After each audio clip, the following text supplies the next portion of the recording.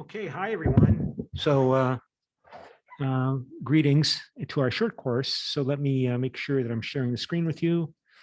And we go to share screen and we go to the smart attendance. And smart attendance is under methodology. And then we go to attendance and then we click on week 14 add, and your smart attendance number is 868. 868 is your smart attendance number, 868. So I'll put 868 in the chat box.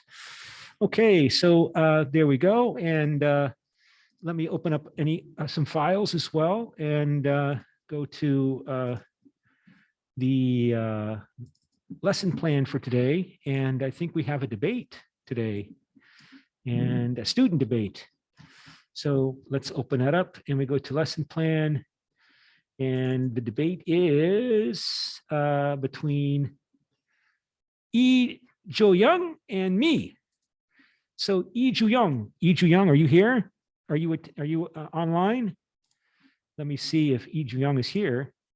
And Jo Young is not there. Jo Young is not here. Now, hopefully Jo Young will show up.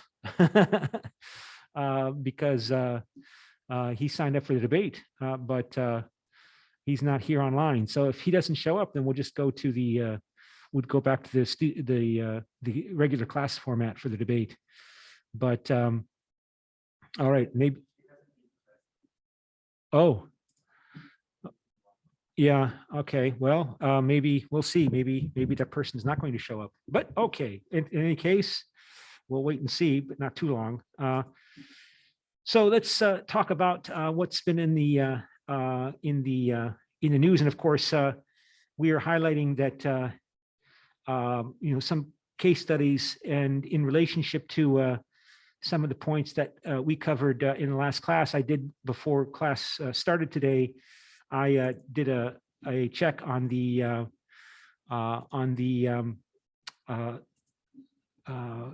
ProQuest to look for information, what's going on with Stellantis. And I was interested in Stellantis because I wanted to highlight I wanted to talk about the merger and acquisition of these companies that is as high as Trump and Hampton Turner highlight in their textbook, is very difficult to bring about successfully. That 70% of them fall far short of their hopes and expectations. And so Stellantis is now the fourth biggest automobile company in the world after Volkswagen and I guess Nissan, and I don't know what the third one would be, General Motors, I don't know. So Stellantis is formed through a merger of Fiat Chrysler and the French automaker Group PSA. And this was finalized last year. And so here's something that I found in the, and I don't have the source down here. I must have done something and copy pasting it from ProQuest. But again, to illustrate this is from a week ago, that Stellantis is having trouble. And the first thing they note in this news report, in this business news report, when I typed in Stellantis as a word in the title, and then looked for other keywords within the full text, that it says Jeep maker Stellantis. Well, maybe I should show you how I did that. I mean, I should tell you, of course, that this is a little bit different from your own experience here at the university, because the university no longer has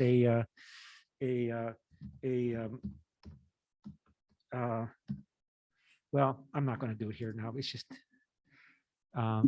university no longer has a subscription on ProQuest because it's an expensive subscription, and evidently not enough people were using it. So I have my own access to ProQuest, is what I'm saying.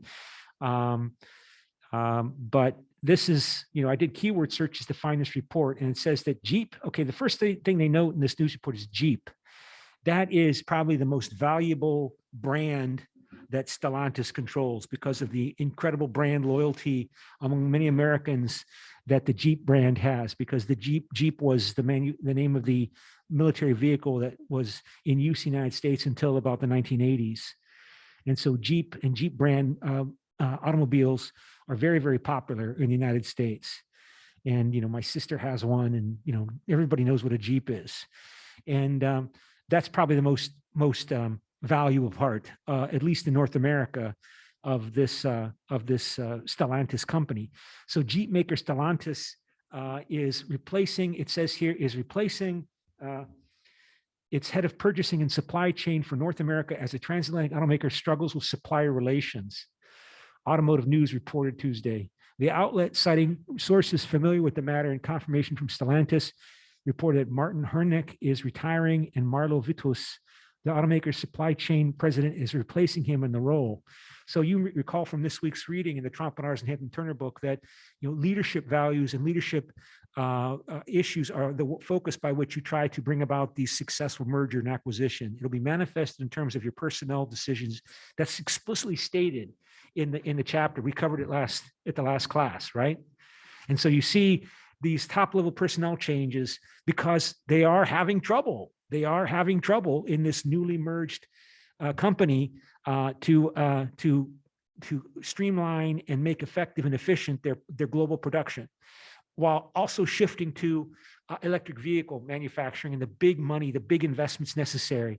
And Stellantis has a partnership with Samsung to build a big new factory building batteries in Kokomo, Indiana. So it says here, reached Tuesday evening, a Stellantis spokesperson did not immediately have a response to the report. So there's turmoil, right? The transatlantic automaker ranked last on this year's North American Automotive OEM Supplier Working Relations Index. It's having trouble dealing with its suppliers. Miscommunication, conflict, suspicion, an annual study from accounting firm Plante Morin. I don't typically follow this type of media, but just to show you the difficulty of bringing about these mergers and acquisitions. Remember that the French model is the Eiffel Tower ideal image, and the Italians under Fiat tend to follow more the family model, right? And then Chrysler, of course, was guided missile, but Chrysler again was a company which was bankrupt, and Chrysler had much more difficulty merging 25 years ago, I should say, with Daimler-Benz, when Chrysler was still a relatively profitable organization in the late 1990s, and the merger failed. But of course, only when Chrysler went bankrupt and was a dead company was Fiat able to step in and do what Daimler-Benz was unable to do. The point was made to me by somebody who says, when Fiat took it over, Chrysler was a much smaller company than it was when Daimler-Benz attempted to purchase it in the late 1990s. So by 10 years later, Chrysler was bankrupt, and it was significantly smaller than it was 10 years earlier when Daimler-Benz took it over. So the latest results released Monday. Stellantis scoring index also fell by 42 points. One contributing factor was its introduction of new contract terms with suppliers in North America that would have required the suppliers to pass on any cost savings to the transatlantic automaker. The new terms prompted backlash from suppliers, and Stellantis last week retracted the changes. So Stellantis attempted to implement this model, and the suppliers said no. And not only did Stellantis not get what it backtracked, it didn't predict this reaction. It didn't foresee this hostile reaction among its suppliers. So suppliers also expressed concerns about Stellantis downsizing following its creation last year from the merger of Fiat Chrysler Automobiles and French automaker Group PSA.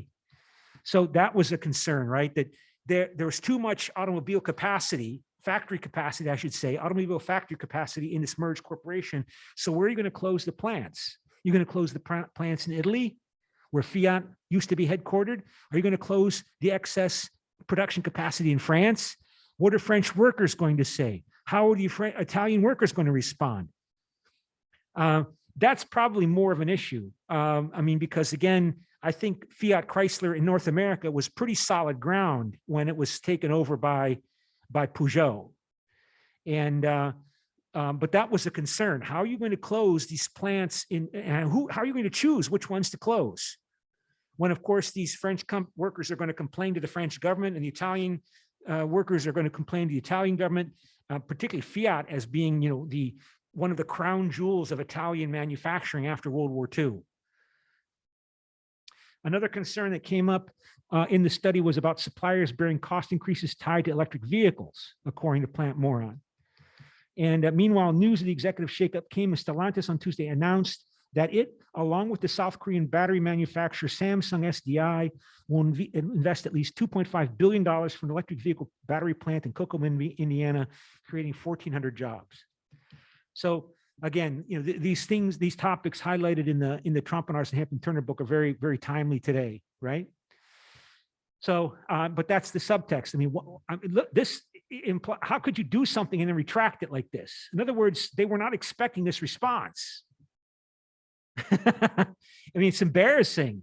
You try to do something and people rebel, and you publicly refuse or retract your plans. That does not look good. So that's the latest what I found there on Stellantis. But okay, so we can go to our debate. We can do a class debate on the topic. Let's see. I already had that open, so let's go back to it here. And so to South Koreans, South Korea's growing cultural diversity will make it more competitive globally. Make sure I got to share the screen on that you're able to see that. Are you able to see that? Let me make sure to share the screen again. And like that. Okay, so let's just have an in-class debate. And so you know what paragraph she wrote on this. So I will let you choose if you're going to be pro or con. So then we go to breakout room and here, and then we go to here, and then we create two groups and assign automatically, and then rename this as pro and rename this as con. And so let me ask each of you. So Gloria, are you pro or con on the debate question? Gloria, are you? I'm pro. You're pro? Okay. And Kritika, Yeah. pro or con on the debate question? I'm con. Okay, so we'll move you to con. And Dakwon, are you pro or con on the debate question? Okay, so only one is pro, and that's Gloria. So Gloria, you get to go first and make your opening statement. And so since we just have a few people, people have, the students here have a lot of opportunity to, so this is to open up the rooms, right? I guess I should open the room. So please join the room. Well, Gloria, you're in the room with me, and Kritika and Dakwon, you're in con, so you can join those rooms. But maybe we can just dispense with this. So we have 60 seconds to prepare. So get your paragraphs out, get them ready to read, and then I will work with Gloria to as part of the pro team, and on the debate topic. Again, let me open up that topic here, which is to South Koreans, South Korea's growing cultural diversity will make it more competitive globally. So, okay, so we are going to start here in 30 seconds. And well, everybody left the room, so I guess we could just go ahead and start now. So Gloria, please make your opening pro statement, Gloria. Okay, do you hear me? Yes. Okay, so I'm pro. In every culture, opening cultural and organizational doors are way more important sometimes than keeping it for oneself. Of course, and we debated for a about second, that Gloria, also. Gloria, can people turn on their camera? I mean, it's interesting that people don't want to turn on their cameras. Is there a reason why people don't want to turn on their video cameras? I think I realized it earlier that I thought that maybe people don't turn on their video cameras because they're not all ready to produce. They since they're at home, they're not all dressed up nice and they don't have their makeup on. Is that really the case? I mean, I think it's, just in terms of video conferencing effectiveness, it's better if you turn on your cameras, right? If people can actually see you, because you're more likely to be able to follow what people are saying because you can follow their lips as they're speaking. And also, it looks more real if people turn on their video cameras, but you don't have to. But just want to remind you, I mean, just that your video cameras are all off except mine. Of course, the video camera is focused on the screen, not on me. So just so you know, though, it's typically better to turn on your camera and be prepared to appear publicly when you do these video conferencing, because in the post-pandemic era, this video conferencing is not going away. I mean, we're not going to do everything on video conferencing, but video conferencing is very much part of, professional activity. So it's up to you, but, I would advise you when it's time to speak that you turn on your video camera, but it's up to you. Okay, Gloria, restart, please. Yeah, I would have loved to, but the Wi-Fi when I'm where I am is really bad. So if I turn on my camera, I'm afraid it will cut my parts. Oh, so you're saying because you don't have yeah, okay. For the next classes, I will do it, but for this one, if you don't mind, okay, I will pass my turn. Okay. Okay. So can I begin? Can I restart? Yes. Okay. So in every culture, opening its own cultural and organizational doors are way more important sometimes than keeping it for oneself. Of course, and we debated about that also earlier, keeping it simple, traditional, and diffuse whenever you are diffuse, as Korean can be, is also a good part of the deal. Otherwise, you can get lost in all that globalization.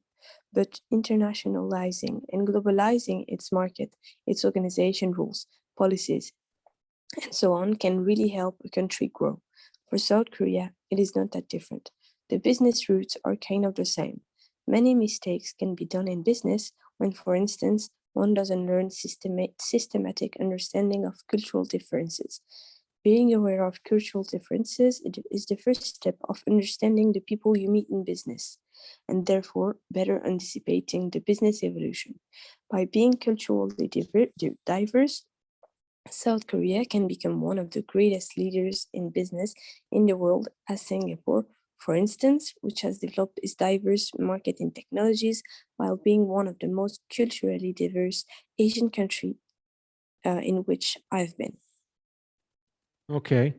Yeah. I mean, several years ago, I read, and I don't know if it's still the case or if it's changed much, but like there's 1 million people living in South Korea who were not born here, including me. So that's like 2% of the population that lives in South Korea was not born in South Korea. And that's a new, relatively recent development in Korea. And Korea is far ahead of Japan in terms of immigration. And so, of course, there are a lot of reasons for that, including reasons that have to do with what we hear and read about in other countries that are developed countries that, Koreans are not willing, for example, to do agricultural work. So Americans also, no matter how much you pay them, they're not going to spend all day picking tomatoes and radishes.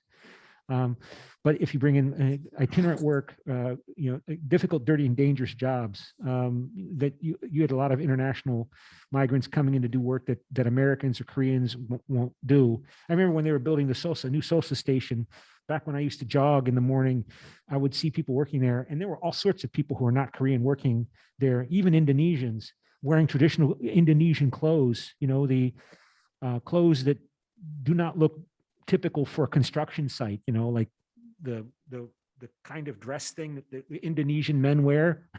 It's like, that's unusual to see on a construction site, people, moving around cement. And so, so there has been a big increase in the significant increase in the number of people living in Korea who are not Korean in this country that's traditionally supposedly very culturally homogenous. So, okay. And so who will speak next for Khan? And so let me flip a coin. And so heads, Kritika will speak first. Tails, Kwandeak will speak first. And it's heads. So Kritika, what is your Khan statement? Can you Yes. hear me? Hi, Kritika. Okay, so it is undeniable that globalization through the process of cultural exchange helps a country develop economically significantly. For example, one of the main reasons why South Korea has been globally recognized in the last decade is due to the growth of pop culture like K-pop. Therefore, it could be argued that this made them more competitive globally. However, according to Trumpeters and Hampton Turner, abandoning one's culture makes one become corrupt, which is why we need to reconcile these cultural differences. In other words, we all need to embrace our culture, which makes us stand out and show other cultures what our own has to offer on a global scale. For example, during business partnerships, some firms might want to partner up with a particular country or culture because of their cultural qualities, with the intention to appeal to a wider target audience. By reconciling the cultural differences between two vastly different cultures, people aren't minimizing one culture or the other, but highlighting the best of both cultures, resulting in a better partnership or result. Okay. All right. So, yeah, again, some of you might recall the comments I wrote on your paragraphs, right? That another option response is likely could well be include exacerbation of polarization trends in the country in response to increasing diversity, which you might say, well, of course, some people become unhappy, but still, it's good that we have more diverse workforce. We have international professors like Professor Ben teaching Korean classes because this is, for example, helping Korean students and Korean human resources become more familiar with diversity. I mean, that's one of the reasons why the Korean government adopted Global Korea Strategy back over 10 years ago that, more than 10 years ago, that brought me and other international professors here, right? That this is supposedly necessary in order to make Korea more competitive and more attractive globally. On the other hand, the response is that, one response is that it's going to create more polarization and xenophobic hostility in Korea like it has in the United States and other countries. And you might say, well, that's one issue, but of course, how serious can that be? Well, that was a major reason why Trump was elected in the United States. So let's not disregard or underemphasize the importance of xenophobia and the magnification of perceived threats from the foreign other as a factor that's shaping politics in Britain. That was a main focus behind the British vote to leave the European Union. The belief, rightly or wrongly, that Britain is being overwhelmed with foreigners coming into Britain to find jobs, and that this is somehow a terrible threat to Britain in some various vague ways. And that was a factor, has to be a critical factor explaining why they vote to leave the European Union. So diversification has political consequences, including hostile reactions. And those hostile reactions can, one could argue, undermine British competitiveness in the British case, because now Britain is having difficulty negotiating with the European Union, is having more difficulty accessing European Union markets. It still is, but not as easily as it did before. The American press is filled with reports about how, for example, British companies that were relying upon European suppliers to as part of their production chains for their products and retail sales, they can't get access to things like as easily as they could before. It's a tremendous bureaucratic red tape headache. So here we have, diversification in Britain producing a backlash that led as a critical factor explaining the vote to leave the European Union that's made Britain arguably less competitive. Of course, then the pandemic came, and the economic turmoil of the pandemic has overwhelmed everything else. And that's the point made in the international media coverage as well, that basically the costs of Brexit are not obvious because it's been subsumed by the tsunami of the pandemic and responding to this once in 100-year global crisis of the pandemic. So many British people don't see or understand or feel the costs of Brexit yet, because they all assume it's all somehow it's overwhelmed by the pandemic crisis. So here, that's a concrete case, right? An example. So, and of course, the United States also put more tariffs on Chinese imports under Donald Trump, claiming that the threat from foreigners, including China, along with immigrants from Mexico and elsewhere, that the international environment is a danger to the United States. And they put more tariffs on Chinese imports, and that has raised the inflation rate in the United States. arguably making, an economist would claim making the United States less competitive because it doesn't have access to cheap inputs into its production processes because of the tariffs that Donald Trump put on Chinese imports, and that Joe Biden, as president of the United States, is unable to revoke because he's concerned about a hostile reaction by voters in the American public who view Joe Biden as being willing to, who would view Joe Biden or any president removing those tariffs that Trump put on Chinese imports as sacrificing American jobs, even though it doesn't. I mean, this is all, it's strange to talk about it because, of course, economists can always show you in their beautiful statistical mathematical models about how free trade produces maximum prosperity for everybody through comparative advantage being maximized. It doesn't generate less jobs, it generates more jobs. They can always show you in the most beautiful statistical models how this is the case. But we're talking about politics, and we're talking about nationalism, and therefore we're talking about stereotyping and simplification. And we're talking about emotion. And so Joe Biden is not going to revoke the tariffs that Donald Trump put on Chinese, many Chinese imports, because he will sacrifice votes in the upcoming election in November in 2022, and then also for president in 2024. Even though it's quote unquote, according to most economists, irrational. I hate that term, but that's often used, that it's irrational. Okay, Daekwon, go. Oh yeah, okay, and you're.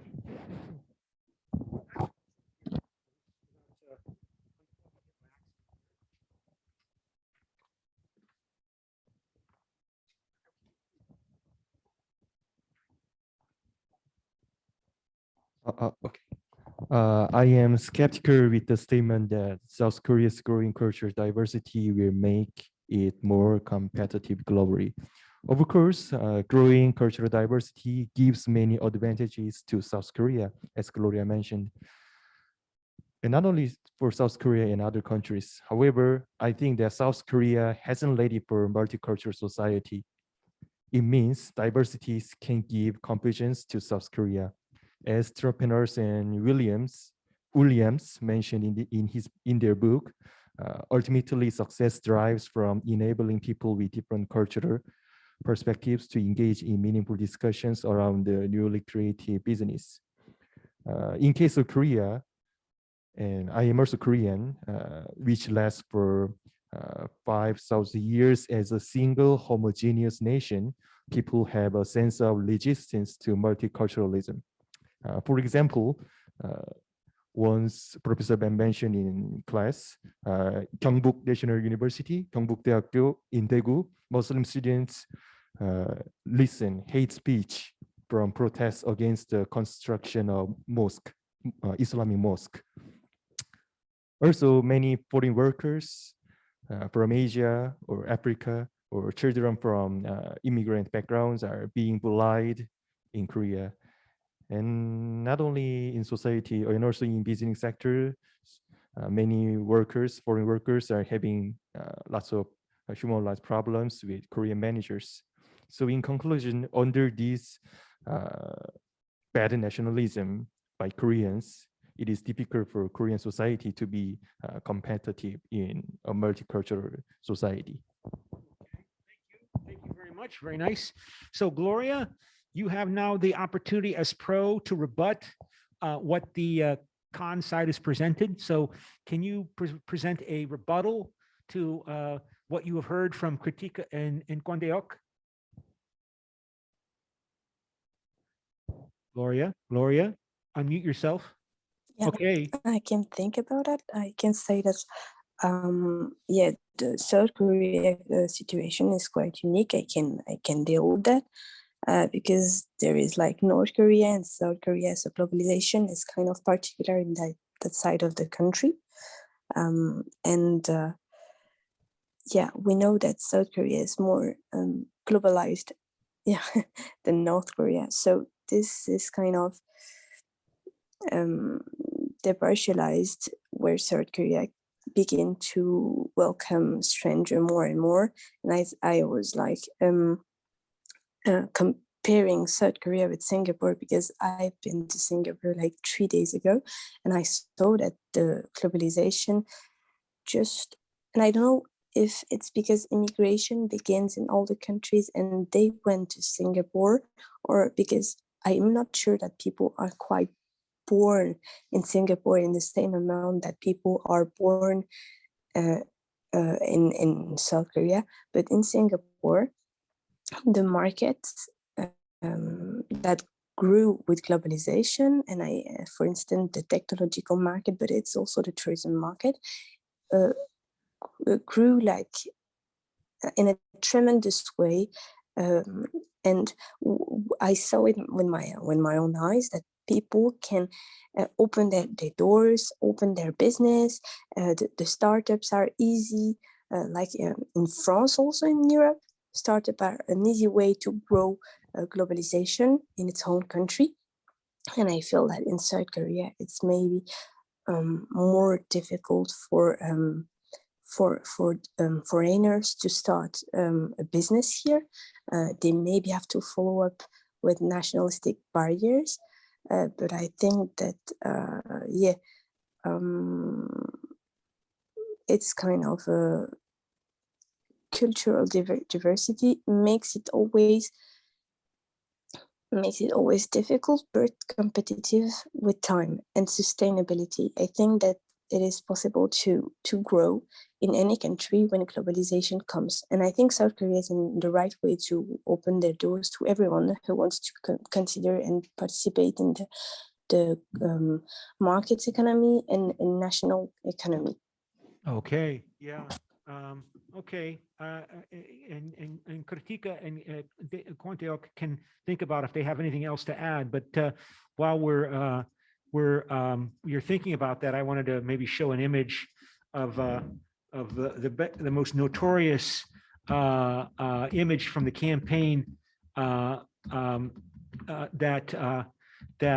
was used that had this implicit racism in the argument in support of Brexit that is here in this image, right? That this is the most notorious image that was used in the 2016 campaign led by him, Nigel Farage of the United Kingdom Independence Party. You can see breaking point. All of these people coming into Britain. The EU has failed us, blaming the European Union for making it too easy for people to come into Great Britain from the rest of the world through the European Union, supposedly because the British economy is the most prosperous. And of course, if you look closely at this image, you can see none of them appear to be white. Right? You see there's even an Asian here, an East Asian. The rest look like they're coming from Middle Eastern countries. I don't see any Black Africans. Maybe that's too blatant, but none of them look like they're from maybe one or two look like they could be European. But the claim was that this is an implicit dog whistle. It's not an open, you can't openly say you're racist, but the claim is that these people are coming from, maybe this person back here, I don't know, maybe he could be European, but that he was basically appealing to scaremongering. That Britain is being overwhelmed by non-white people. And of course, even he was surprised when the Brexit vote passed. I remember in 2016, in June, when the most polls and most commentators, like with Donald Trump later that same year, expected that the Brexit referendum, the vote on whether or not to leave the European Union, would fail. The kind of people that like the European Union are the kind of people that write about these topics. They control the media, they dominate the media, they're the college professors. And so they talk to each other and they don't talk to working class people very much. And he was even shocked at the night of the election. The first results indicated that the Brexit vote was going to fail, that they were not going to vote to leave the European Union. And as the night went on, voila, it passed by 52% in favor of voting to leave the European Union and 48% to stay within the European Union. And the turmoil it caused was such that they could not agree to leave or figure out how to leave until the end of January 2020. So a little over 2 years ago. And the economic consequences and impacts of that have been great, but they've been overwhelmed, as I said, by the cost of the pandemic. And So of course, the Guardian, that's a left of center journal article that a journal newspaper that is anti-Brexit, and they regularly have reports about how this has not worked, how this has been bad, how it's upsetting, disrupting Northern Ireland. It might bring back violence in Northern Ireland if Northern Ireland and Ireland are separated by a new border wall, tariff wall, and tariff border controls because Northern Ireland is part of Great Britain, and so on and so on. But this is, like I said, been overwhelmed by the cost of the pandemic, and of course politicians are claiming that including Boris Johnson, that this is all due to the pandemic. It's not due to Brexit, and of course also every once in a while continuing to appeal to British pride, British patriotism in conflicts with France over, for example, access to fishing grounds between the two countries and so on. But that's the emotional stereotyping that accompanies nationalism that emerges in response to people in the home country perceiving a challenge or a threat from the increasing diversification of the country. So, Britain is the country for British people. And what is a British person? Is somebody who shares British culture, including British ideals of what a British person looks like, right or wrong. And somebody who's British is assumed to be Christian, white, right? And that's not fair, and that's stereotyping, and that's racist, but that's the implicit assumption. And Britain is for the British, and Germany's for the Germans, and Americans are for the Americans, and so on, right? So this is something you have to be prepared for if you're dealing with globalization. And of course, South Korea is always a bit of a different case, a very significant case, different case, because it's a partition nation into two states that are still technically at war with each other. And South Korea is a state that was formed during the Cold War. It's still fighting to win the Cold War in terms of the Korean War form of the Cold War, in order to eventually reunify the Korean nation under its hegemony. So it's more open to external influences because of the need to ally with external forces to defeat North Korea and its allies. And so South Korea is in some ways much more open to globalization than, say, Japan. Japan has been much slower in dealing with the demographic crisis in Japan, because Japan is a nation state. It's a state that contains a nation, and the entirety of the nation. The state of Japan's territorial boundaries correspond with the perceived boundaries of the Japanese nation, more 95%. But you can't say that about South Korea. South Korea is not a nation state, because there's a Korean nation divided into two states. And so South Korea makes these compromises that, in a sense, make globalization a bit easier here than in Japan. I mean, there's the vast American presence, American military basing, just a lot of factors that make it a bit easier for South Korea to accommodate diversification and globalization than Japan. Only now is Japan striving slowly to allow more people to come in and work in Japan in those difficult, dirty, and dangerous jobs that we highlighted. And they've got the same demographic crisis that Korea has, right? That so many of the Japanese people are getting old, not many children being born to replace them. It's really expensive. Who's going to take care of these people, and so on. So, all right. So, then we can go, let's see, what else do I have lined up here in terms of activities? So methodology and the website for methodology. And we have here, let's see here. So I can ask you to, let me see if I can find something here. And don't vote yet. Let me edit this. So who won the debate? Let me just get rid of this, because this person is not here. So we will then edit that and save. And so now you can vote on who won the debate. Pro or con or neutral cannot decide.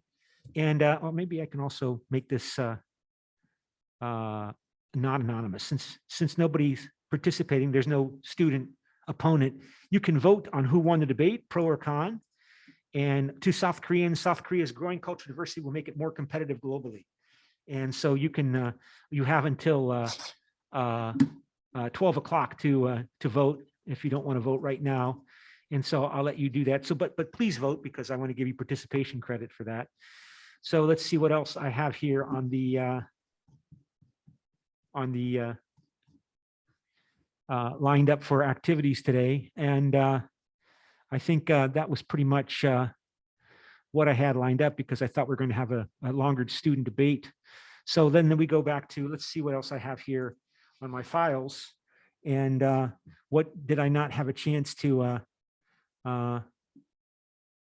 okay, so here's something, right? All right, so in the well, make sure you can see it. So we go here. Cresswell and Poff highlight this role of performance as an element of qualitative research products and results. And I've come across that in news media reports regarding, particularly progressive left of center efforts to change and critical race theory, for example. And so this focus on performance is as a product of qualitative research is an interesting topic. So here is a report from a few years ago about the effort to try to move away the world focus from Western notions of culture and rationality. So, and of course, this is but when China's focus in terms of its role in the world, that China claims that it is fighting for the rights and interests of the peoples that have suffered from imperialism, Western imperialism, and also Japanese imperialism. And that has always been a claim that China makes, that it's also not only a powerful, increasingly powerful country, but it still represents a developing country and that's still dealing with the legacies of colonialism, manifested, for example, in the unfair partition of the Chinese nation in the form of, for example, of Taiwan being separated from the rest of the Chinese nation because of Japanese and later American intervention that has separated Taiwan from China. And the Chinese Communist Party justifies its rule because it still needs to adopt leadership policies to deal with the legacy of racist imperialism. So it goes on here in this report. Just over 60 years ago, in 1955, 29 countries from Africa and Asia held the Bandung Conference in Indonesia with the objective of building inter-Asian African cooperation, promoting complete decolonization. And this is from a Chinese newspaper. This is from Shanghai, right? Shanghai Daily. So the Bandung Conference inspired the creation of the non-aligned movement. We're not part of the communist world. We're not part of the Soviet bloc. We're not part of the American-led bloc. We are part of the non-aligned third world, it was called. All right, that not the first American-led bloc or the Soviet bloc, but the third non-aligned bloc. The non-aligned movement and the third world by deciding not to side with either the Western powers led by the United States or the Eastern Bloc led by the former Soviet Union during the Cold War. The conference also pledged not to rely on Western foreign aid, but on building strong economic relations between Asia and Africa on the principles of mutual benefit and friendship. One of the key outcomes of the Bandung Conference was the Afro-Asian hope to open opportunities for the global South. That's the more common term to use today, not third world like I used when I was a student. The global South versus the global North, right? For the global South, you can remember, this is a Chinese newspaper representing largely Asian, African, Latin American, and Oceanic countries to have a voice in world affairs. The creation of a non-aligned space to seek freedom from joining either the USA or the Soviet Union camp was a clear objective. So, and so it goes on here. I guess maybe I'll just read it all. Though in many ways, the Bandung Conference was a turning point in attempting to construct a post-colonial international political order, we still live in a world where imperialism, colonialism, war, exploitation, injustice, and unfairness complicate the political and economic space. The new global reorder, what was voiced at Bandung as the anti-colonial spirit and the aspiration for building a world under an order that appreciates rather than ignores the global South, still remain largely unfulfilled. We need a new, revitalized Bandung Conference spirit and a strong global South to put on the agenda a total post-colonial reality to guide the architecture of a new global reorder. The world is now a more unpredictable place. The Bandung Conference should be revisited to help efforts to promote and create a much needed, predictable, stable, secure, peaceful, fair, equitable, and sustainable world reorder, not the new world order of the United States. This would put first what was last in order to remove the cost to the disadvantage and create the opportunity for an equal partnership on the principle of mutual benefit among all nations on earth. Strong traditional values such as Ubuntu, The Southern African concept of a universal bond of sharing that connects all humanity. Thank you, Shanghai Daily, should be promoted to create a new humane civilization that can anchor world diplomacy on deep principles that recognize and appreciate that hurt to any people and nation is tantamount to hurting all in the world. The organized hypocrisy of world diplomacy should be replaced with Ubuntu world diplomacy. A revitalized Bandung spirit is much needed. It will see all leading global South members, such as China and India from Asia, Ethiopia, Egypt, South Africa, Nigeria, from Africa and Cuba and Brazil from Latin America, and all others from all parts of the world come together on equal terms to share and care. It can inspire the world to move in the most civilized and cultured trajectory ever, offering everyone something to gain. There is no doubt that the Bandung Conference attempted to put an alternative to Western or former Soviet Union-dominated world order or disorder, but without succeeding to create a new world order founded on new principles and humane civilization. It goes on here.